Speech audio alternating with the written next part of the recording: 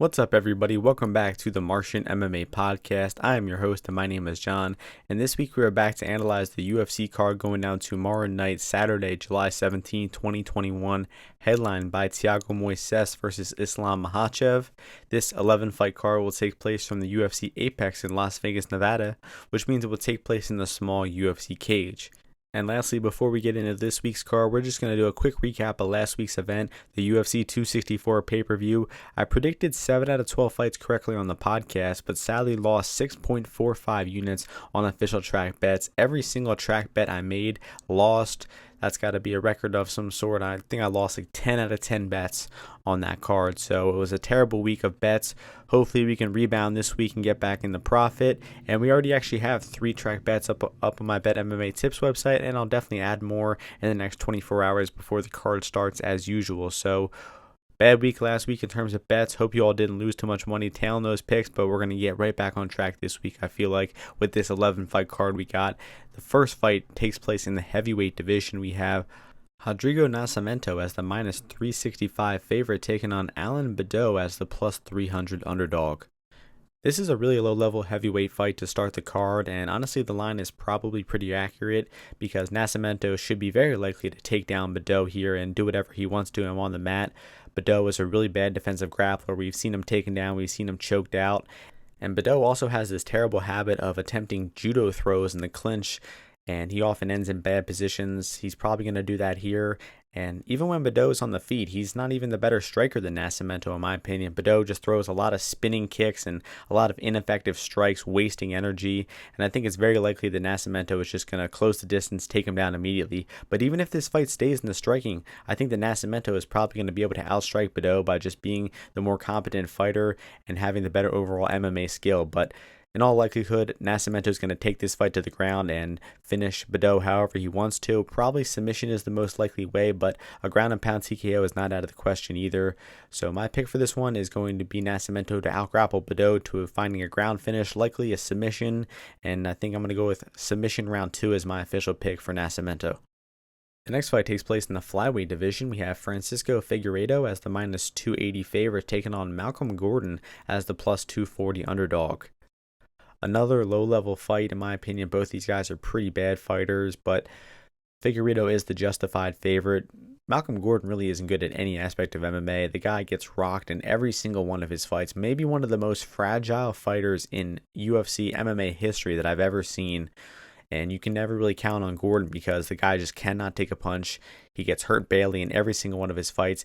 And even defensive grappling-wise, he's not good. He can be taken down. He can be put on bottom. And he's not good at getting up off of his back. So I think Figueiredo should be pretty comfortable wherever this fight ends up taking place.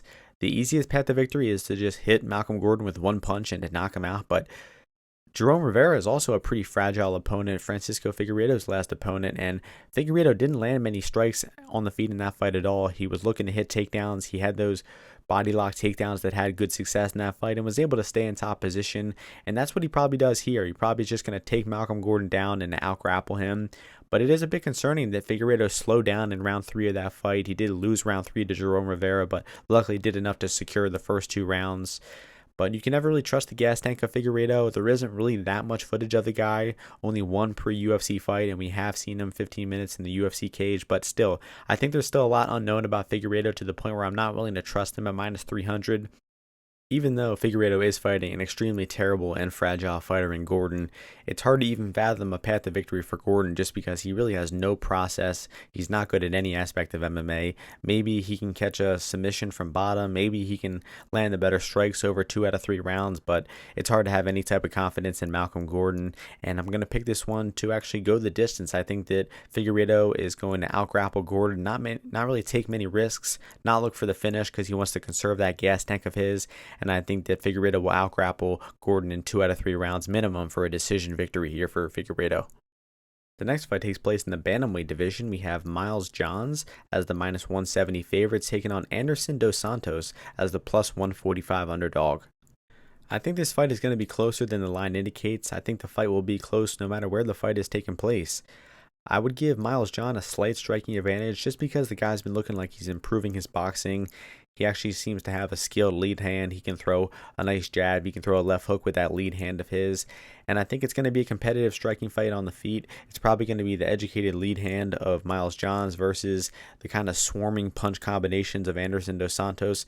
Dos Santos doesn't really have much setup behind his strikes in the feet, but he does swing hard. He does have some decent boxing, and he knows when to pour it on. So I think this is going to be competitive striking exchanges with a slight advantage to Miles Johns.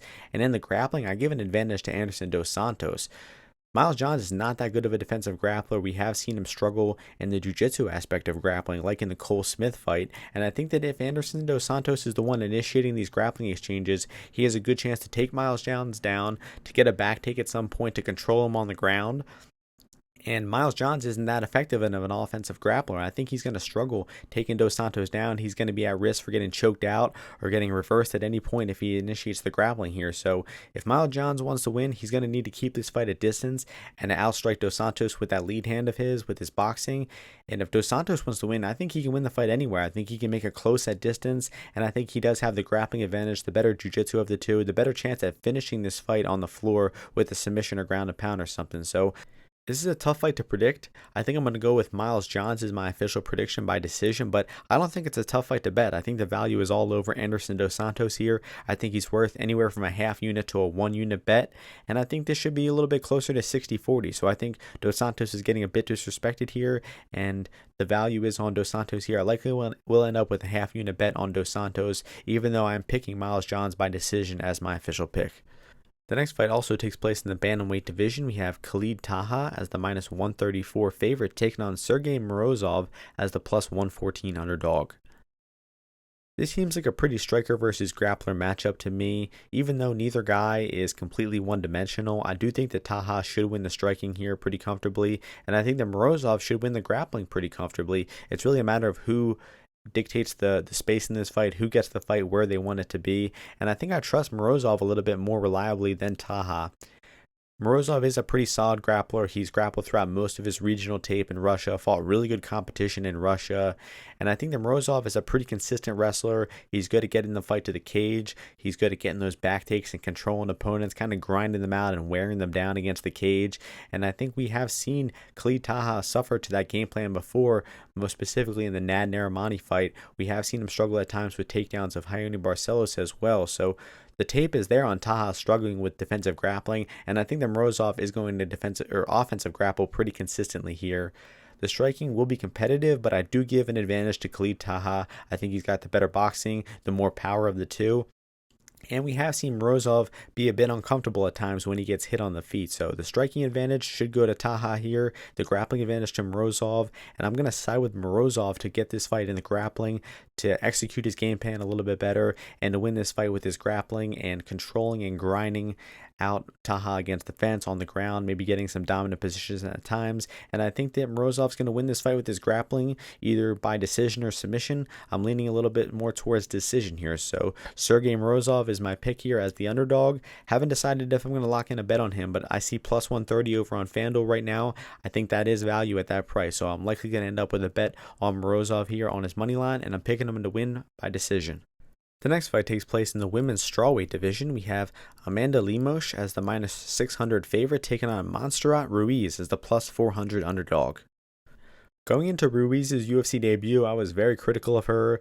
I was pretty dismissive of her entire MMA game, didn't think it was going to have much success, and I admitted that I would be very shocked if she was able to defeat Cheyenne Buys, and she actually dominated Cheyenne Buys with that head and arm throw, with the grappling from the scarf hold. It was an MMA fight out of 20 years ago, but somehow Montserrat Ruiz was able to get the decision victory comfortably in that fight by just taking down Buys with that head and arm throw and holding her there, and I was shocked to see it. I could not believe that Cheyenne Buys wasn't able to escape that position, but that's really the best that Montserrat Ruiz has, is that head and arm throw, holding her opponents there, maybe getting a quick submission, and that will work against the lower level MMA fighters. But Amanda Lemos is not a low level women's MMA fighter. She's actually a pretty skilled and promising fighter on the feet and on the ground. I think that Lemos should have a massive striking advantage in this fight. She's going to be damaging Montserrat Ruiz, and the only reason I can think that this won't be a completely one-sided beatdown is that Ruiz is a southpaw, Lemos is an orthodox.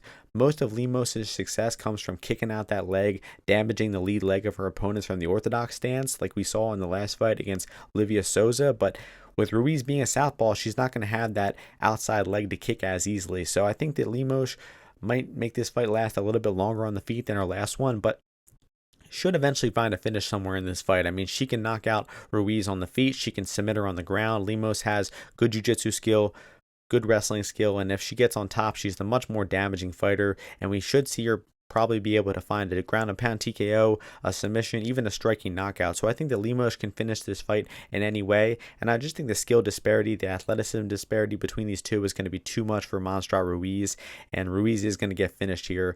Not quite sure about how Lemos is going to do it, whether it's going to be a knockout or submission. I'm kind of leaning more towards submission. She maybe hurts her with a punch on the feet and then finishes it off on the floor with a submission. So I'm going to go with Lemos round 2 submission as my pick, and I do have a bet tracked in this fight, 1 unit on Amanda Lemos' inside the distance line at plus 125 odds. I think that line is still available out there, and I think Lemos finishes this fight more often than not. I think she finishes it around 50% while it goes to decision, and she wins about 40%. Ruiz's chances in this fight are very low. I would cap them at around 10%. So the pick for me is Lemos submission round 2, and I'm on her inside the distance betting line. The next fight takes place in the welterweight division. We have Daniel Rodriguez as the minus 335 favorite, taking on Preston Parsons as the plus 275 underdog. Parsons is coming in here on relatively short notice, had about 10 to 14 days to prepare for this fight, and he has won all of his fights by submission, and most of those submissions are over very low-level opponents who can't grapple very well. And I do think that Parsons is a pretty one-dimensional fighter. He doesn't have terrible striking. He's not a dire striker, but I haven't seen much striking success from him. The only MMA success that I've seen is on the floor, and like I said, not against good opponents. All submissions, has never been the distance, hasn't won a fight late into the fight in a very long time. So it's very hard to trust a guy like that.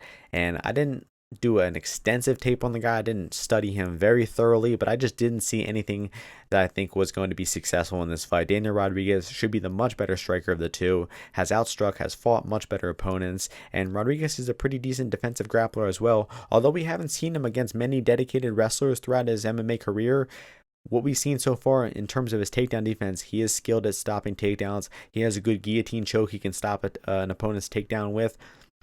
So this should be a pretty one-sided fight for Daniel Rodriguez. He should win the striking pretty emphatically, busting up Parsons on the feet. Might even find a knockout late into the fight, even though he's not the most prolific power puncher. That accumulated damage could add up in rounds 2 and 3. We could see a TKO from Rodriguez on the feet, but Rodriguez's submission line is like 16 or 18 to 1 last time I checked. I think that that's worth a stab here because we could see Parsons get hurt with a strike, shoot a takedown, get caught in a guillotine. We could see Rodriguez hurt his opponent with a strike and then finish it off with a choke, like he's done 2 times in the UFC, I think. Actually, no, just 1 time. He did it against Tim Means, hurt him with a punch, and then finished him with a guillotine. So I think the Rodriguez by submission prop is worth a small stab at like 18 to 1 if you can still find those good juicy odds. I actually just checked the odds, and the Rodriguez submission is 12 to 1. Not quite as high as I thought, but still at 12 to 1, I do think it is still worth a stab. And maybe those round 2, round 3 props as well. I see plus 430 for round 2, plus 1,000 for round 3. Round 3 especially has a lot of value with Parsons not being tested late in fights, with him being short notice here, and with him likely being at a pretty big skill differential. There's a great chance that he gets finished in these later rounds here. So I think knockout is the most likely, but at 12 to 1, there is some value on the submission prop for Rodriguez, and the official pick will be Rodriguez round 2 TKO. The next fight is the first fight on the main card and takes place in the featherweight division. We have Gabriel Benitez as the minus 175 favorite, taking on Benitez-Quarantillo as the plus 150 underdog. Pre-fight, I think this line is pretty accurate, mostly because Quarantillo is a bit of a slow starter. We've seen him get hit and hurt a lot in round 1s and then kind of wake up as the fight goes. That's kind of Quarantillo's entire fighting style, is that he's tough, he's durable, and he kind of relies on taking a beating early and coming at you and catching you while you're tired in rounds 2 and 3 and putting a pace on you. I mean, the guy is extremely tough. He does have good cardio. He does have good output, but in terms of defensive striking, he is not very good. He is quite hittable, and as we saw in his last fight against Gavin Tucker, he does specifically struggle against southpaws, and Gabriel Benitez is another southpaw striker with great striking. I mean, the guy has really fast kicks, solid boxing. He really is a really underrated striker in the UFC. So I think early on, especially in round 1, Benitez should be probably finding the mark early, and I think he's going to have a lot more initial success in this fight. So if you like Billy Quarantillo here, I think the best bet is probably for you to live bet him here. See how he does after round one, see if he's still surviving and not taking too much damage after round one, because if he can survive that, Gabriel Benitez is a bit untested late in fights recently. I mean, the guy has not won a fight outside of round one in about 3.5 years. The last opponent he won a decision over was Jason Knight, not exactly the highest level opponent. So it is possible that if Benitez puts a beating on Quarantillo in round one, maybe the first 5 or 7 minutes, he could slow down in the second half of the fight, and Quarantillo could take advantage of that. So getting back to that pre-fight money line, I do think it is a somewhat accurate line, and if there's value on any fighter where it's at now, I think it's on Benitez, because I do expect him to be minus 250, minus 300 just a few minutes into this fight after getting out to an early lead and outstriking Quarantillo early on here. It is possible that he can't keep up that pace, slows down, and loses 2 out of 3 rounds, but I think he can keep up that pace. I think he's going to outstrike Quarantillo for the first 2 rounds. He probably does slow down a little bit and lose round 3, but I think he's going to do enough to outstrike Quarantillo for 2 rounds and win a 29-28 decision here. But with the way these guys fight, they're both aggressive, they're both pretty high output, very exciting fighters. A finish on either side wouldn't completely shock me. I think the most likely finishing outcome is probably an early knockout from Benitez on the feet, but it's not out of the question that Quarantillo digs deep and finds a finish on the ground in the last 2 rounds. So this should be a fight with a lot of outcomes on the table. It's actually a pretty exciting, fun matchup between 2 exciting fighters, but I'm going to be siding with Gabriel Benitez to outstrike Quarantillo for 2 out of 3 rounds and to win a 29-28 decision here. The next fight takes place in the middleweight division. We have Rodolfo Vieira, who is the minus 209 favorite, taking on Dustin Stoltzfus, who is the plus 179 underdog.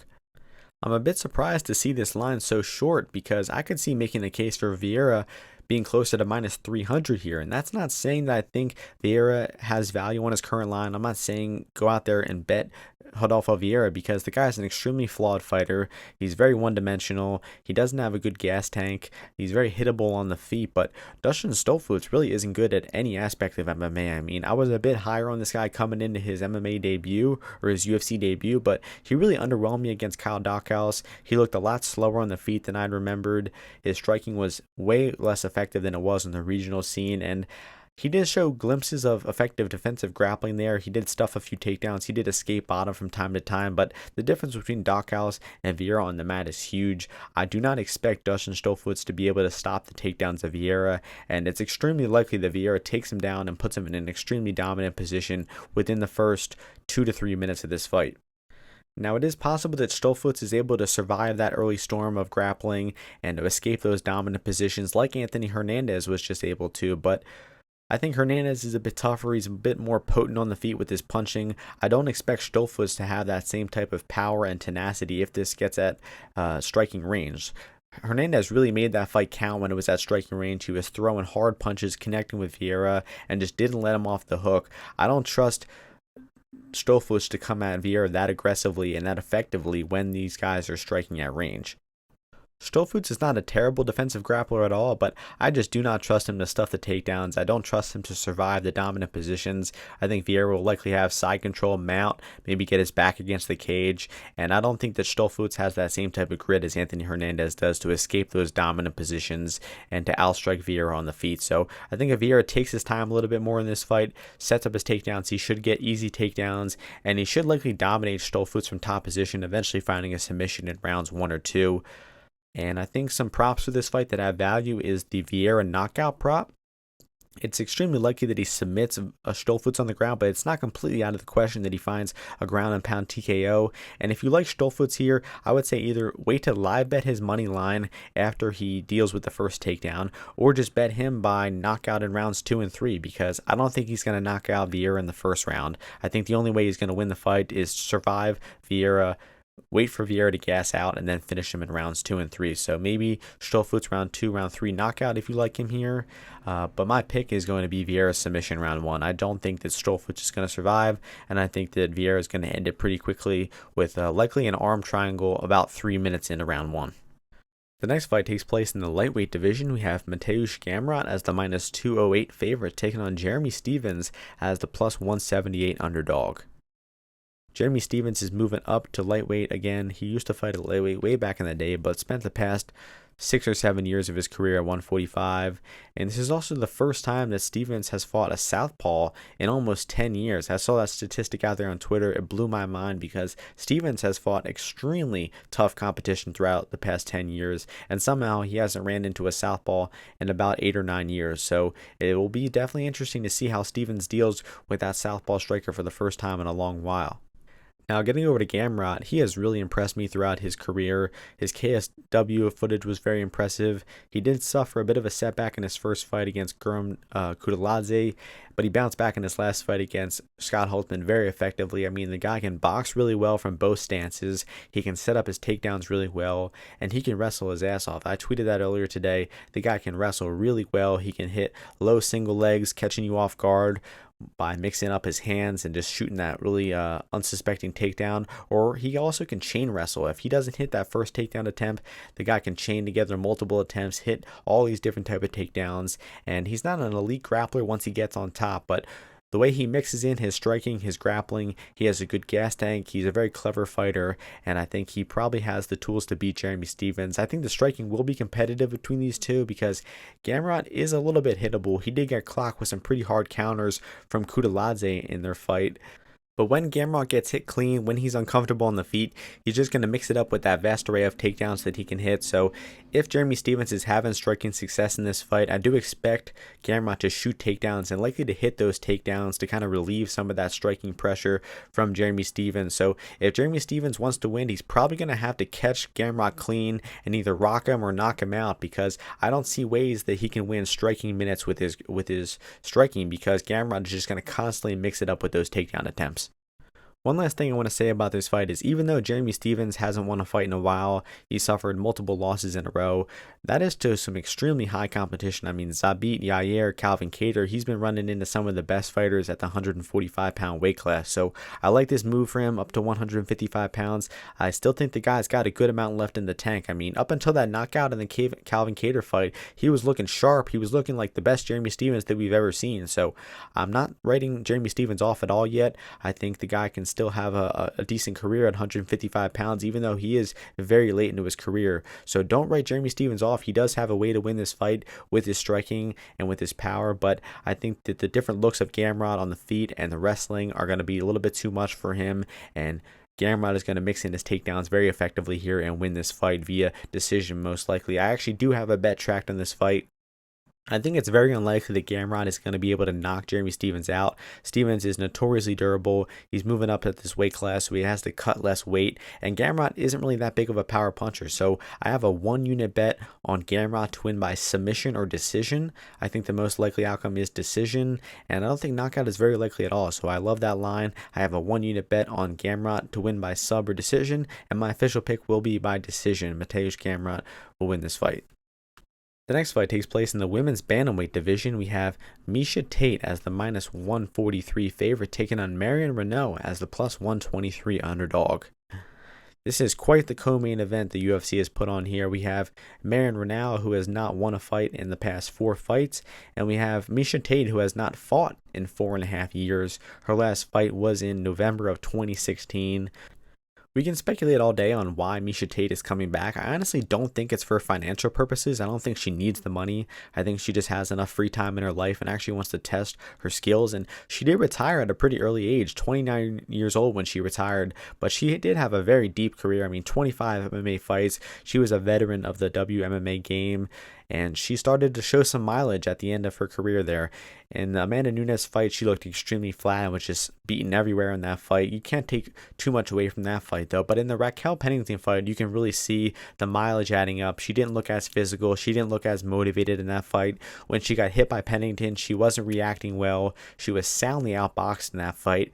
And Miesha was kind of just looking for some desperate takedowns. And that really has been her overall MMA game throughout her career, is to hit takedowns and use her top game to win. But she's not that great of a grappler. She doesn't go for finishes. A lot of her fights come by way of decision. So I think for her to win this fight against Marion Renaud, she's going to have to hit takedowns and out-grapple Renaud for 2 out of 3 rounds. Because in terms of striking, even though Renaud is 44 years old, even though she hasn't won a fight in her past 4 fights, I think she's going to be the much more effective striker of the two. I think she throws harder. She's going to connect with her strikes harder. And it's probably still going to be some sloppy competitive exchanges. But I do expect Reneau to have the more consistent offense and to land the harder strikes. And you got to take into consider that Reneau has actually been winning rounds against UFC bantamweights, against ranked bantamweights. You know, she just won a round against Macy Chiasson, had a competitive fight. She's having close competitive fights with ranked bantamweights. And that is so much more than Miesha Tate has done over the past 4 or 5 years. You're really speculating what type of shape Miesha Tate is going to be in. And when you have to speculate that heavily, there is no way I would recommend land chalk, betting her as a favorite here. I think that betting her at minus 140 or anywhere near that is kind of ludicrous. So don't mean to offend anybody if anybody has some money on Miesha Tate, but I think the value side is all over Mary Reneau in this fight. And you can't have extreme confidence in it. You're betting on a 44-year-old woman who hasn't won a fight in her past 4 fights and who doesn't really have a consistent 15 minutes of cardio. Reneau really has like a good 5 minutes, an average 10 minutes, but kind of falls apart in that last 5 minutes of most of her fights. So you can't really feel confident about having money on Reneau here, but I think she's clearly the value side. I would put this fight at exactly 50-50. It's the long layoff and the grappling of Miesha Tate versus the more recent activity and the striking of Marion Reneau. And I'm going to side with Reneau to win this fight. I think that she's going to land more damage on the feet. I think even if she gets taken down, she has a good chance of getting back up to the feet and having the more impactful moments of the rounds for the judges to score. I don't think that Miesha Tate's kind of lay and pray grappling style is going to do well with the judges, but it really is a 50-50 type of fight. Either woman could walk away with her hand raised. It is very likely going to a decision. But one prop bet I like for this one, if you have access to the no scorecards bet, Reneau no scorecards, I think if anyone is finding a finish in this fight, it does sway more towards Reneau. If Tate wins, it's going to be a grappling decision in all likelihood. So Reneau no scorecards at even money, that is worth the bet in my opinion, and probably so is Reneau money line at plus 125. Reneau is going to be my pick to win this fight 29-28 via decision. The next fight takes place in the lightweight division and is the main event of the card. We have Islam Makhachev as the minus 700 favorite, taking on Thiago Moises as the plus 450 underdog. This is a somewhat fun matchup. I like both of these guys. I think they're both good fighters, but unfortunately with the way they match up, I'm not expecting a very exciting fight between these two. I'll start by talking about the striking between these guys, and I doubt this fight has a whole lot of striking, and I think it is hard to predict who's going to be the better striker of the two. I think if we look throughout their UFC careers, who has shown the better striking, I think it's definitely Thiago Moises. But when it comes to this matchup, I'm not sure that Moises is going to have much striking success here because Islam is such an unorthodox striker. He really likes staying a little bit beyond kicking range. He does not like trading in the pocket at all. So Moises should have a counter punching and boxing advantage in the pocket here, but Islam doesn't spend any time there, and it's going to be very hard for Moises to land those counter punches while Islam is barely ever in the pocket at all. So even though on paper Islam is not the better striker than Moises, I think he could have the more effective striking of the two in this matchup just by mixing in his movement, his timing, and kind of staying on the outside and picking Moises apart with that southpaw striking of his. He's actually got a solid jab, a good front kick that he can mix in at times. So I don't expect there to be a whole lot of striking between these two, but when it is striking, I do expect it to be Islam landing one shot, backing away, and it being very difficult for Moises to track him down and actually land those hard shots. And getting over to the grappling, that's where most of this fight should take place. I think we have kind of seen the blueprint laid out on Moises for how to defeat him because he's not that great of a wrestler. Even though he does have a great jiu-jitsu background, very highly credentialed jiu-jitsu skill, he's not a great wrestler. We have seen him out-wrestled by Beneil Dariush, by Damir Ismagulov. And I think that we're likely going to see that again here. It's going to be Makhachev waiting to get the perfect timing on his takedowns, taking Moises down and staying on top, not really doing too much from top. He doesn't want to risk getting reversed or, getting caught in a submission. But I don't think anything in Moises' bottom game is going to surprise Islam. Islam trains with great grapplers, and I don't think he's going to be in any trouble at any time when he's on top. And I think that Makhachev is just going to grind him out with those takedowns over 5 rounds. We saw Beneil Dariush do it, just pressure Moises to the cage, shoot a takedown, and Moises is going to keep trying to get back up. You're just going to keep dragging him back down. Dariush really laid out the game plan on how to defuse a good grappler and a solid counterpuncher like Thiago Moises because he doesn't have the best footwork, doesn't have the best ring craft. So if you can get Moises backing up, get him to the cage. He's pretty easy to take down, and he's pretty easy to keep down as well. So I think that's what Islam Makhachev is going to do here. I think he's going to slightly edge the striking when it's on the feet, just because not much is going to be happening, and I think he's going to win the grappling pretty heavily and likely win this fight pretty dominantly. And I do favor the fight to get into rounds 4 or 5 or to go to the decision. So I do have a bet tracked in this fight. That is a 2-unit bet on Islam Makhachev in rounds 4 or 5 or by decision. We saw in the Dariush fight where Moises can get out grappled for 15 minutes. He doesn't really take a huge amount of risks. He's kind of just content to get out grappled and not get finished. And I think that's what we can see here is just 5 rounds of Islam taking him down, not really doing too much from top, and not really having the most exciting fight with Makhachev out grappling Moises over the 5 rounds. And my official pick will be Islam Makhachev by 50-45 decision via dominant grappling performance. So it's not going to be the most exciting fight, but I think Makhachev should get it done pretty handily, and I like my bet on rounds 4, 5 or decision. So that is going to do it for this podcast. I breezed through all 11 fights in about 30 minutes. Not the greatest card, actually a pretty weak card following up that big pay-per-view event, but we got a good fight night next week going down with TJ versus Corey Sandhagen. Should be a great card, and I hope to bounce back from that bad losing week we had last week. So make sure you all check my Bet MMA tips page to find my official track bets. Make sure you follow me on Twitter at UFO_UFC. And thank you all for listening. Hope you all enjoy the fights. Hope you all win some bets. And I'll see you before the next UFC event next week. Peace.